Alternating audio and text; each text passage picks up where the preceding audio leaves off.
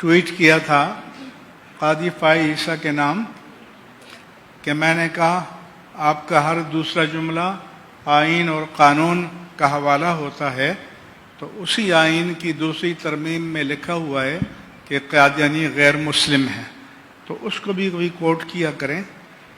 جب آپ آئین کو مانتے ہیں تو پورے آئین کو مانیں، پک اینڈ چوز کی بات نہیں ہوگی کہ میٹھا میٹھا ہاپ ہپ اور کڑوا کڑوا تھو تھو، یہ نہیں ہوگا۔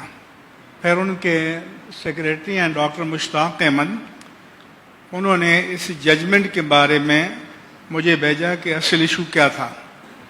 صبح مجھے ججمنٹ ملا، وہ میں نے پڑھا، اور اس میں مسئلہ یہ تھا کہ 2019 میں ایک شخص ہے، اس کی کتاب ہے تفسیر صغیر، اس کی بنیاد پر کیس درج ہوا۔ 2020 میں ایک قانون بنا قرآن کے حوالے سے، تو بعد میں اس کی دفعات کا اطلاق اس پر کر دیا گیا۔ تو یہ جو بینچ تھا، جسٹس قاضی فائز عیسیٰ اور جسٹس مسرت ہلالی، تو انہوں نے حوالہ دیا کہ بھئی یہ جو جرم ہے یا ایف آئی آر ہے 2019 کی ہے، اور یہ جو قانون بنا ہے جس کو آپ اپلائی کرنا چاہتے ہیں یہ بعد کا قانون ہے، اور قانون کا اطلاق ماقبل سے نہیں ہوتا، قانون جب آ جائے تو اس کے بعد ہوتا ہے۔ اگر اتنی ہی بات ہوتی، ان کے تبصرے نہ آتے تو ٹھیک ہے، انہوں نے ضمانت دے دی، لیکن انہوں نے اس میں 2 آیتیں لکھ دیں کہ آپ ہر بار کہتے ہیں قرآن کی حرمت پر حرف آیا، تو انہوں نے ایک آیت لکھ دی کہ اِنَّا نَحْنُ نَزَّلْنَا الذِّكْرَ وَإِنَّا لَهُ لَحَافِظُونَ، اور دوسری لا اکراہ فی الدین۔ تو پہلا میرا ان سے پیغام یہ ہے کہ ایک قانون بننے سے پہلے جو جرم ہوا، اگر قانون بعد میں بنا تو ماقبل ہونے والے اس جرم پر اس کا اطلاق نہیں ہوگا۔ یہ اصول چونکہ آئین و قانون میں ہے، جس کو کہتے ہیں ری ٹرانسپیکٹیو، ماقبل سے اطلاق کرنا۔ تو میں نے کہا آپ غلام مصطفیٰ اگرہ ہوتے ہوئے آپ حکومت سے کہتے کہ اس کا اطلاق ری ٹرانسپیکٹو کریں، ماقبل سے کریں، اور ماقبل سے کیا جاتا ہے۔ جیسے جنرل پرویز مشرف نے ہوائی جہاز کو ہائی جیک کرنے کے بارے میں نواز شریف اسپیسیفائڈ آرڈیننس جاری کیا، کیونکہ نواز شریف کو پھنسانا تھا، اور اس کا اطلاق ماقبل سے کیا، کیونکہ نواز شریف نے اگر کوئی کیا تھا یا نہیں کیا تھا تو وہ تو ماقبل تھا۔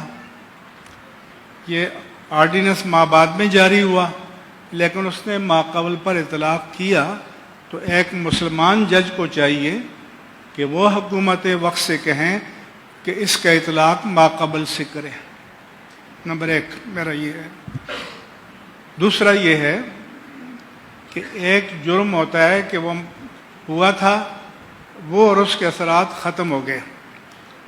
ایک جرم وہ ہے جو کنٹینیو ہے، کیونکہ تفسیر صغیر تو آج بھی موجود ہے، وہ معدوم تو نہیں ہوئی۔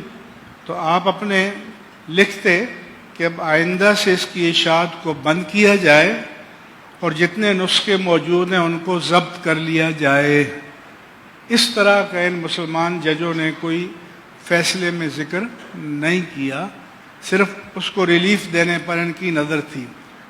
دوسرا جو آپ نے لا اکراہ فی الدین کوٹ کیا ہے، تو یہ آپ نے مس کوٹ کیا ہے۔ یہاں اس کیس پر اس کا کوئی اطلاق نہیں ہوتا، کیونکہ یہ تو نہیں ہے کہ کچھ لوگوں نے اس کی گردن پکڑی ہوئی ہے کہ تم کلمہ پڑھو اور وہ نہیں پڑھ رہا، تو آپ کہتے ہیں اللہ کہتا ہے کہ جبر نہیں ہے۔ میں نے کہا ہمارے نزدیک تو کوئی جبریہ کلمہ پڑھ بھی لے، دل سے نہ پڑھے تو ایمان ثابت نہیں ہے، اس کا اعتبار نہیں ہے۔ لیکن یہاں پر اس آیت کا کوئی اپلیکیشن، کوئی حوالہ نہیں ہے، آپ نے بلا وجہ ڈال دی۔ دوسرے ایک انا نحن نزلنا الذکر، اب کوڑ کر کے یہ کہنا چاہتے ہیں کہ اللہ جانے وہ حفاظت کر لے گا، ہم تو فارغ بیٹھے ہیں. تو اللہ حفاظت کرے گا تو اللہ تعالیٰ اپنے مومن بندوں کے ذریعے کرتا ہے. ان مومن بندوں کو مکلف کیا ہے کہ وہ ناموس الوہیت جل والا، ناموس رسالت مآب صلی اللہ علیہ وآلہ وسلم کا تحفظ کریں، ناموس قرآن کریم کا تحفظ کریں، تمام مقدسات دین کے نوامیس کا تحفظ کریں. جج صاحبان یہ آپ پر بھی ہے، آپ کی بھی ذمہ داری ہے. تو یہ آیتیں نہ کوٹ کریں، یہ بالکل irrelevant ہیں اس کیس سے جو آپ کے سامنے ہے.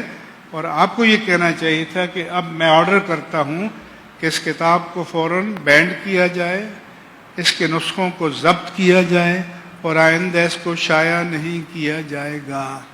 یہ نہیں ہے کہ جج صرف ٹکر چلانے کے لیے ریمارکس دیں اور فیصلے دیں. ججوں نے بھی مرنا ہے، اللہ کے سامنے پیش ہونا ہے، اللہ کو جواب دہ ہونا ہے.